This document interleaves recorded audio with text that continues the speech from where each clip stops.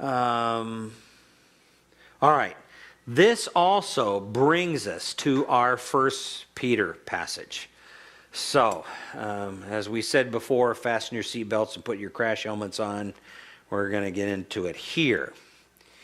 Because, again, this is not classically what you're going to hear in a lot of abuse type teaching, especially even in the Christian church today.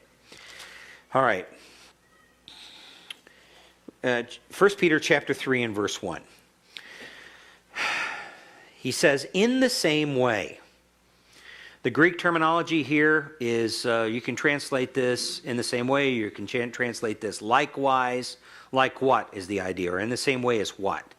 Well, in the same way that he has just referred to Jesus Christ in chapter 2. All right? Very important words, and we're going to go back there in just a second. But notice this.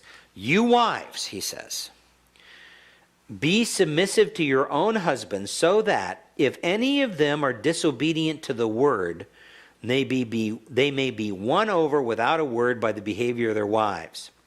Now, who are these people? These are husbands who are described as being disobedient to the word.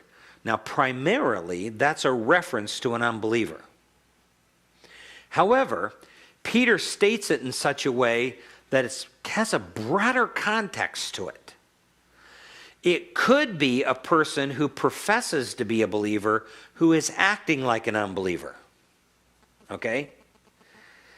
He could have used the alpha prefix to pistis and say basically referred to unbeliever, but he doesn't. The way he describes this is any of them are disobedient to the word. So this could be a professing believer who's living like an unbeliever. Okay? This husband. And he says that the wives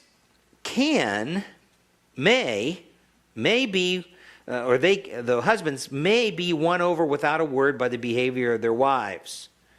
In other words, the way you win your husband over is not by putting repent in the bottom of his beer can. It's without a word. You don't win him over by lecturing him into righteousness. That's not the way you win him over. And within context here, the context is an unbelieving husband that is being harsh and mistreating his wife.